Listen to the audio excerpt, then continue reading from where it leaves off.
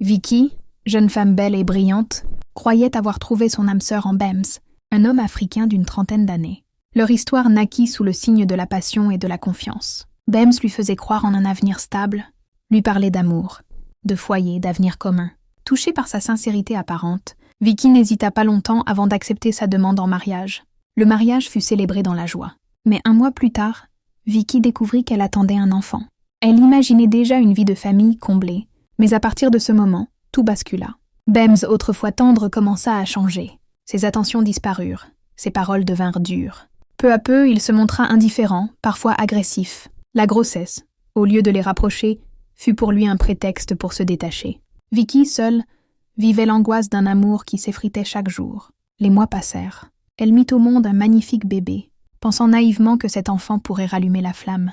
Mais ce fut tout le contraire. Bems, de plus en plus absent, passait ses nuits dehors. Des rumeurs couraient. Il fréquentait d'autres femmes, dilapidait l'argent et cherchait une porte de sortie. Un soir, la vérité éclata. Vicky découvrit que son mari préparait son départ.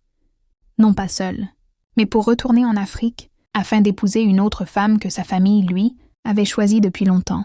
Leur mariage n'avait été pour lui qu'un moyen de se régulariser, de s'installer et de gagner du temps.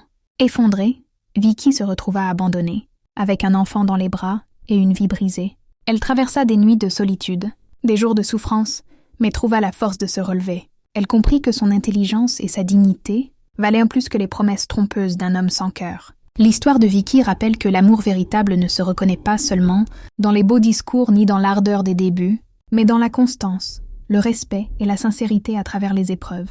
Elle enseigne aussi qu'il vaut mieux souffrir d'une vérité amère que de vivre dans une illusion destructrice.